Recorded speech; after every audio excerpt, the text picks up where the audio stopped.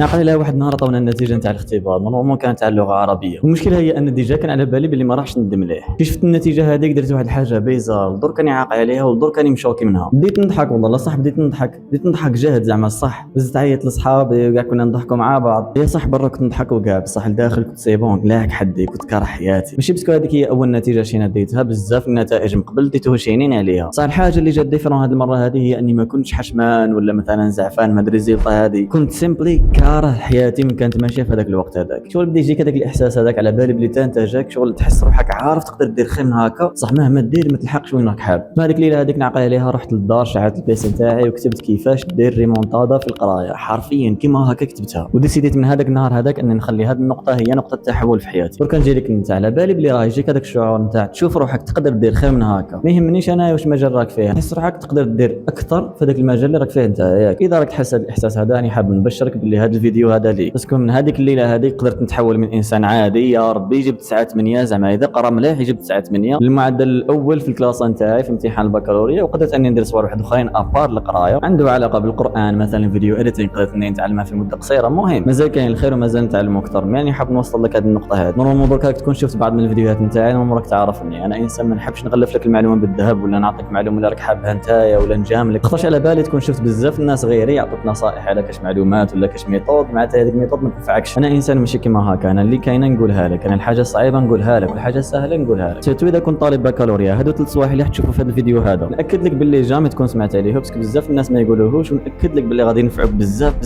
في حياتك كومبلي. بصح كتنبيه قبل ما ندخل في الفيديو، اذا راك تحوس على كاش معلومه اللي تخليك تجيب 19 في نهار واحد، ولا معلومه اللي تختصر لك الطريق، ولا اسمح لي ما تقدروا تخرجوا من الفيديو. واش على بالي كاين فيكم بزاف تاثروا بهذيك العقليه نتاع في ساعه باغي كلش العجله هذيك. لا انا مانيش جاي نعطيك العجله، انا نعطيك السيريسيون صح، ماغري صعيبه ما راح تشكرني عليها كاع حياتك. بصح اذا ماكش حاب كيما هكا نورمال تقدر تخرج من الفيديو. بصح اذا ديسيديت تقعد معايا حتى التالي راح نعطيك خطوه بخطوه كيفاش تطبق كاع الصوالح تعلمتها انايا في نهارك. اسمها بيسيكلي ما راح نخلي لك والو، راح تدي كلش.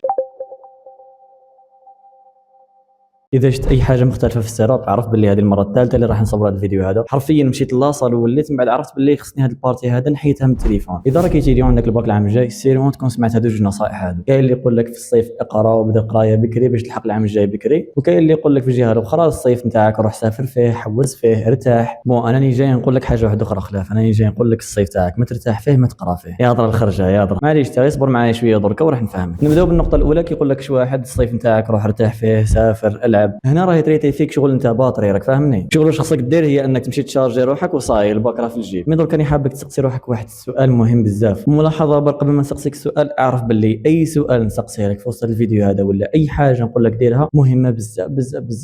تسمى بليز كون صريح معايا وكون صريح مع روحك، باسكو حتى واحد ما راح يسمع واش تقول. انا ما راحش نسمع واش تقول درك، حتى واحد ما راح يسمع، راح تسمع انت برك، وحتى واحد راح يستفاد من واش راح تقول انت برك، راح تستفاد. بليز كون صريح مع روحك. باسكو راك شايف روحك لو كان تبدا العام الجاي اللي هو العام تاع الباك، ولا ما يهمنيش انا واش مع دوزيام اني بروميير اني، لو كان تبدا العام الجاي بنفس العقليه اللي كنت عليها العام اللي فات، اسكو راك شايف روحك راح تبدل ولا اسكو راح تجيب ريزلت واحد اخرى؟ اذا كانت الاجابه نتاعك واه زعما تقدر تخرج من الفيديو نورمال وتشوف كاش فيديو واحد اخر تفرجه. مي اذا كانت الاجابه نتاعك لا، راني باغي تفهم واحد النقطه مفصليه بزاف. لو كان نجيك انا درك نقول لك باللي في الصيف روح ريح وارتاح والعب، هذه هي الحاجه اللي راح تحتاجها. هنا راني نعطيك نصف الاجابه، هي صح سي فري الراحه مهمه، وهذه هي العفسه. راك تشوف بزاف لي كونتنت كرييتورز اللي يديروا كونتنت كيما هكا تاع نصائح صحاب الباك، يقول لك روح ريح العب. مي هذه نصف الاجابه يا صاحبي، نصف الاجابه. بصح باش تدي الاجابه نتاع الصح لازم تبدل طريقه السؤال، لازم تبدل صيغه السؤال. والسؤال اللي لازم تطرحه هو واش هي الحاجه اللي لازم نبنيها في الصيف اللي تعطيني ادفانتج كبير من يبدا العام. هذيك هي الحاجه اللي لازم تركز عليها في الصيف هذا، وراح نعرفوها في وسط الفيديو. في الجهه الاخرى عندنا بزاف الناس يقولوا لك في الصيف ابدا القرايه بكري باش تلحق العام الجاي بكري، ابدا اقرا مكتسبات القبليه كداش. نفس الحاجه، هذه المعلومه هذه صحيحه بصح ماشي الاجابه كومبلي. هنايا اذا كنت تطرح الطرح راك تقول ببساطه ان المشكله تاع التلميذ هي عندها نقص المعلومات. صار العفسه وراها هي ان اغلب التلاميذ ما يعانوش من نقص المعلومات. نقص المعلومات هي النتيجه ماشي هي السبب. كاينه واحد الحاجه كتصرى للتلميذ، هذيك الحاجه تؤدي الى ان التلميذ يصرى له نقص في المعلومات، من بعد في نهار الاختبار التلميذ يجينا معلوماته ناقصين. علاش؟ بسبب هذيك الحاجه الاولى اللي هضرنا عليها. ولا قلنا ان المشكله هذه ما راهاش في نقص المعلومات، وراها المشكله هي ان التلميذ ما ينجمش يريح ساعه يقرا بلا ما يهز التليفون تاعه. المشكله هي ان التلميذ ما يعرفش ينظم وقته. المشكله هي ان التلميذ كل ما تصعب عليه قرايه يروح يجري للتليفون. هنايا شوف سمح لي نقول لك حاجه، لو كان تبدا دركا في الصيف، تبدا في سبتمبر جانفي فيفري افريل مارس ما يهمش، دائما راح تلحق النهار تاع البكالوريا وعندك نقص معلومات مهما كانت وقتاش بديت. درك نديرو بوز خفيف من بعد نكملوا الفيديو. راح نهضر لك على الهضره اللي مهمه بزاف. نورمالمون ديجا تكون شفت واحده من الفيديوهات نتاعي، واذا ما كانش مرحبا بك. نفهمك باللي انا انسان راح نقول هذه الهضره اللي ما راح تعجبك باينه. انا مانيش جاي نكذب عليك ولا نبيع لك حاجه ولا نقول لك معلومه بازيك. نورمالمون راك تكون ديجا شفت كاش صناع محتوى ولا ما باليش يديروا داك الميثود والتكنيك تاع القرايه وكيفاش تقراو ما على باليش واش هما هذوك. صح انا نامن بيه ولا خاطرش ديجا انا خدمت بيه على بالي باللي نفعوك. تركز معايا ملي خويا العزيز، على بالي باللي تكون ديجا درت كاش تكنيك مع هذوك لي تكنيك ولا لي ميثود هذوك، وعلى بالي بلي ما نفعتكش. انا مانيش جاي نعطيك هذوك الصوالح هذوك، الصوالح ساهلين. كنت قادر نفد الكاميرا نصور فيديو على كاش تكنيك ساهل والسلام عليكم. من بعد انت طبقته ما طبقتهش ما يهمنيش انايا. مي راح نقول لك هذه الحاجه هذه هي انه مهما كانت لا تكنيك اللي ديرها، مهما كانت لا ميثود هذه، لو كان ما تكونش عندك هذه الحاجه هذه اقسم بالله باللي حتى ميثود ما راح تنفعك. وهذه الحاجه هذه هي لا ديسيبلين ولا الانضباط. راح نعرفها لك بكل بساطه وراح ندير لها اسقاط على اصحاب البكالوريا. مي اذا كنت ما عندكش البكالوريا نتايا معليش تقدر دير لها اسقاط على حسب المجال اللي راك فيه نتايا. الانضباط هو انك تقدر تريح تقرا بلا ما تهز التليفون. هذا هو بسطتها لك لاقصى درجه. كون صريح مع روحك شويه. شوف اذا كانت حاجه تديها مني في هذه الفيديوهات هذو في هذه لاشين هذه هي انك تكون صريح مع روحك. انا ما بياش لي في والمشاهدات واللي نطلع طوندونس ولا نورمالمون ديجا تكون روماركيتها بزاف نقاط في الفيديو هذا. نقول لك روح خرج شوف حاجه اخرى، خرج فريمون انا مانيش داير هذه الحاجه هذه على جال لي في. تما راني حابك تكون صريح مع روحك. اسكو الصح كي تريح تقرا دائما يشتك التليفون؟ اسكو دائما تلقى روحك تاجل واحد الامور اللي لازم ديروه على جال امور تافهين؟ اذا كانت الاجابه نتاعك لا معليش تقدر تخرج من الفيديو كما قلنا وتشوف كاش فيديو واحد اخر اللي ينفعك. بصح اذا كانت الاجابه نتاعك واه هنا لازم تفهم ان المشكله نتاعك هي لا ديسيبلين. وانا حابك تسمع مليح هذه الهضره هذه فريمون تسمعها مليح. ما كان لا ميثود لا تكنيك لا طريقه لا معلومه لا حتى حاجه راح تفيدك. حتى انا حتى هذا الفيديو هذا ما راحش يفيدك. خاطر درك انا راح نحدد لك المشكله برك. صح الحل منين راح يجي؟ الحل الوحيد راح يجي منك انت لداخل. شوف راني عاذرك وفاهمك لخاطرش هذا العصر هذا كثرت عندنا العجله باغيين كل معلومه ندوها بكري، كل معلومه ندوها في الساعه، واي معلومه نطبقوها في الساعه نشوفوا الريزلت نتاعها. دوك راني حاب نعطيك مثال اللي به نوضحوا الامور. تخيل معايا باطيمون ولا بنايه كيما هكا فيها القاعده تاعها اللي هي البلاتفورم، الاعمده، الديكور، الحيطان كداش. دوك نسقسيك لو كان هذه العماره هذه نبنوها في نهار واحد برك واش راح يصير؟ بيان سور البلاتفورم هذيك راح تكون عيانه، الاعمده راح يكونوا راشيين، الحيوطه في الساعه يطيحوا. درك هذه عماره ما نقدروش نبنوها في نهار، فما بالك بنفسك انت. انا حابك تدي مني هذه الحاجه هذه مليح وتفهمها انه باش تبني نفسك مليح ما خصكش سيستم، ما خصكش معلومه، ما خصكش تكنيك، خصك تصبر مع روحك. على بالي غادي تفوت صعيبه وغادي دير واحد الصوالح صعاب بزاف. صح دير في بالك انه الصوالح اللي تدي وقت انت تبني فيه والصوالح اللي تبناو بصعوبه يطيحوا بصعوبه. صح رياض نولوا الفيديو قلت لنا ان ما نقراش في الصيف وقلت لنا ثاني ان ما نروحوا في الصيف. تسمى واش نديروا؟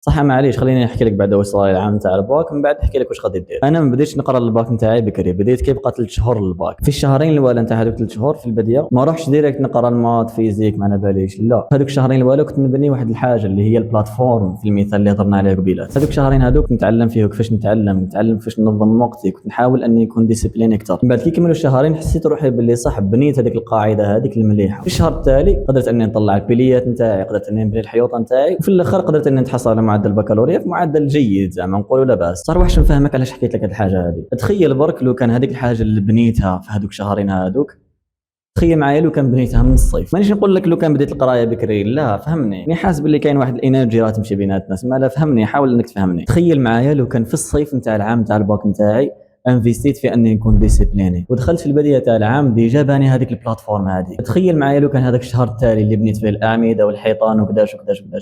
تخيل لو كان بنيته طيله هذاك العام هذاك. ناو بيرسونالي مازالني نادم على هذه الحاجه هذه، ومانيش نقول لك لازم تبدا الباك قبل 3 شهور ولا لا، هذه حاجه راني نادم عليها. نتمنى لو كان بديت بكري، مي هذه الحاجه فاتت. بصح انت راه عندك الفرصه دركا. تخيل معايا دركا انت اللي تفرجت الفيديو هذا تدخل في بدايه العام في سبتمبر وانت ديجا عندك هذه الشخصيه هذه، ديجا عندك هذه البلاتفورم هذه اللي بنيتها طيله الصيف هذا، ديجا قادر انك تريح وتقرا لمده سوايع بلا ما تعيا، ديجا تعرف كيفاش تنظم وقتك، ديجا تعرف كيفاش تنحي المشتتات من حياتك. تخيل معايا لو كان تدخل في سبتمبر وديجا انت اللي راك متحكم في روحك ماشي التليفون متحكم فيك. هنايا واه لو كان تطبق ابسط لي تكنيك وابسط لي ميثود راح يخدموا عليك، خاطر ديجا انت راك كاين. باش نفهمك مليح تخيل معايا كيما هكا لي ميثود لي تكنيك تاع الدنيا هذه كومبلي نرمزوا له بالصفر. الانضباط الشخصي ولا لا ديسيبلين نرمزوا له بالواحد. لو كان تقعد تضيع وقتك وانت تحوس على لي تكنيك ولي ميثود والمصادر راح تقعد في الصفر. صح على كوتي لو كان تبني الديسيبلين نتاعك والانضباط الشخصي راح يكون عندك واحد. صح لو كان تجمعهم في زوج، لو كان تجمع لا ديسيبلين والانضباط الشخصي زائد لي ميثود والمصادر والتكنيك راح تولي عندك. هذه هي الفكره اللي نحب نوصلها لك، هذه هي الفكره اللي لازم تحطها في مخك، ان الصيف هذا ماشي باش تقرا فيه وماشي باش تروح فيه. الصيف هذا لازم تفهم انها فرصه مهمه وما راحش تعاود باش تبني هذيك البلاتفورم هذيك اللي راح تعاونك بزاف في العام تاع الباك نتاعك. صح رياض فهمتك، لازم نبني ديسيبلين ولازم نبني هذه وهذه، صح كيفاش نبنيها انا ما على باليش كيفاش نبنيها.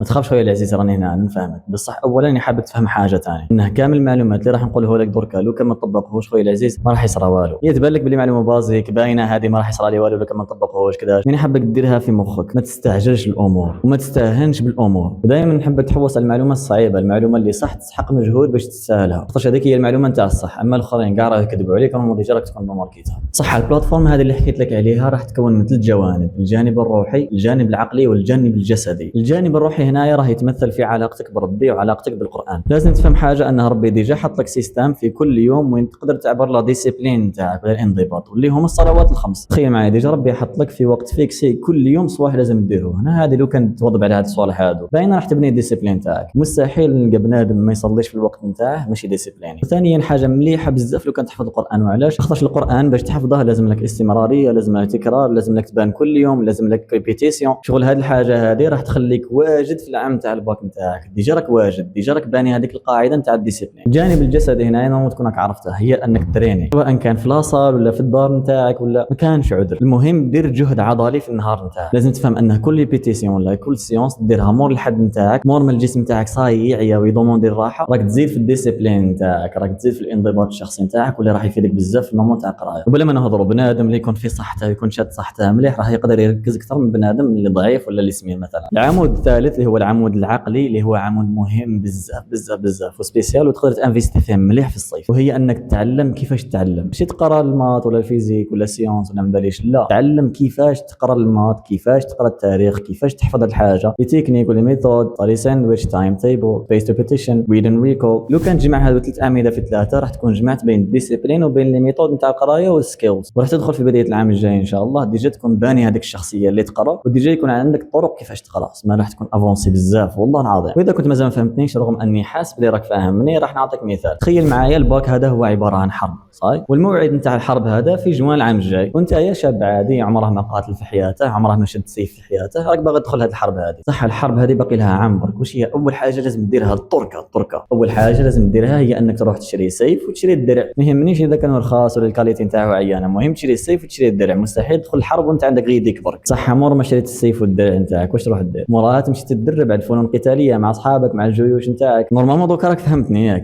مازال السيف نتاعك هذا هو لا ديسيبلين، والدرع نتاعك هو لي تكنيك نتاع القرايه نتاعك ولي ميثود. دوكا راني باغيك تخيل معايا جوج سيناريوهات، بنادم راه داخل هذه الحرب هذه عاد السيف كومبلي هو غير مريح، من بعد كي جا جونفي عاد مشى شرى سلاح نتاعه وشرى درع، من بعد كي جا مارس عاد مشى يدرب على الفنون القتاليه ومشى يدرب مع اصحابه. والسيناريو الثاني انه بنادم ملي سمع الحرب هذه راح شرى سلاح نتاعه، وفي سبتمبر دخل يدرب مع اصحابه يدرب على الفنون القتاليه وكاع. في ميزك نتاعي شكون اللي راح يموت؟ باين الشخص الاول. نفس الحاجه دوكا طبقها في الباك، اولا لازم تحوس على السلاح نتاعك، السيف والدرع نتاعك وراهو. لو كنت تدخل تدريبات نتاعك ما عندكش السيف والدرع ما راحش يدخلوك، باين هذه صح. مور ما تدي السيف نتاعك والدرع تدخل تدرب عليه العام كومبلي، العام تاع الباك كومبلي، وانت راك تدرب راح تشري اسلحه جداد، راح تطور من الاسلحه نتاعك، وكي يلحق اليوم تاع الحرب راك تكون ديجا طورت السلاح نتاعك، طورت الدرع نتاعك، طورت المهارات نتاعك. درك راني عارف باللي فهمتني، استعرف بك خويا العزيز، على بالي بلي ما كاش اللي يشرح لك كيما هكا. اسمع خلي لي ابوني، خلي لي سبسكرايب، واش قاعد تسنى ياك؟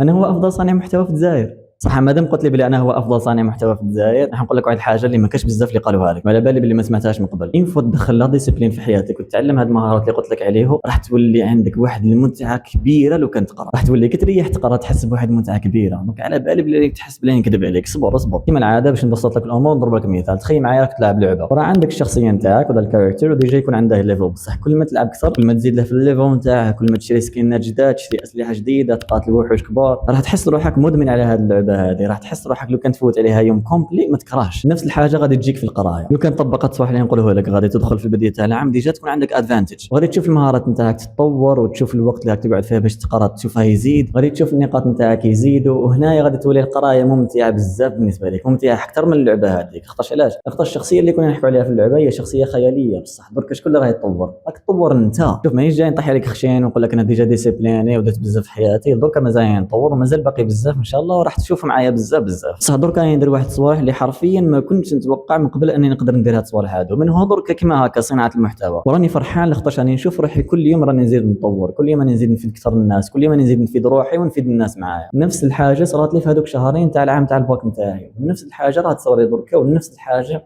قادره تصرا لك نتايا.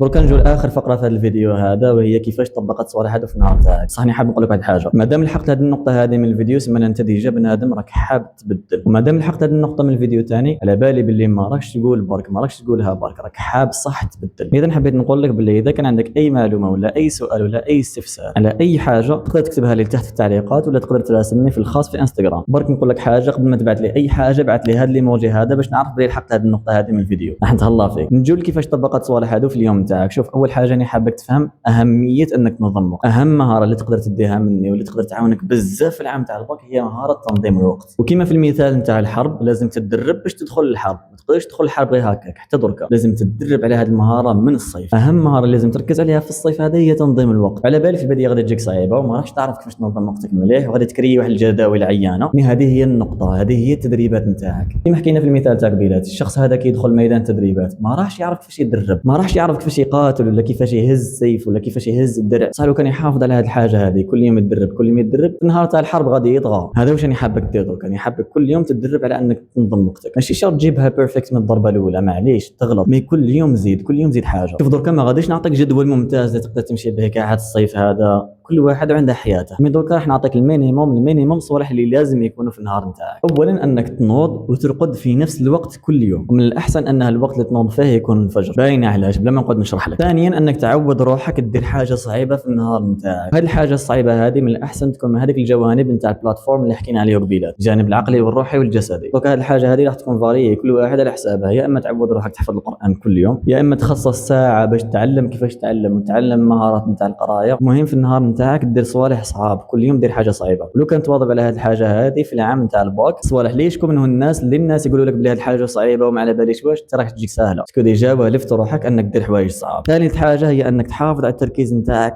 طيله اليوم، وتحاول قدر الامكان انك تنقص من سكرين تايم نتاعك، الوقت نتاعك في التليفون. ماشي شرط النهار نتاعك يفوت بلا تليفون، ولا النهار تاعك يفوت بيرفكت بلا ما تدور على انستغرام، ماشي شرط. صح، راني باغيك تعود روحك انك تكون واعي بالوقت نتاعك. خطره بعد على التليفون، ريح مع العائله نتاعك، روح خرج برا مع اصحابك، روح خرج برا الطبيعه وحدك برك، ريح في الجامع. كاين بزاف صوالح تقدر ديروه، بزاف صوالح تقدر ديروه بلا تليفون. لو كتدرب على هذه الحاجه هذه طيله هذو 3 شهور هذو ما راحش تعاني في العام تاع الباك من التركيز. درك على بالي بلي هاد الصوالح اللي حكيتو لك درك يبانوا لك ساهلين نورمال عادي، ما راهوش حاجه واو ولا حاجه كبيره، مي صدقني مهمين بزاف.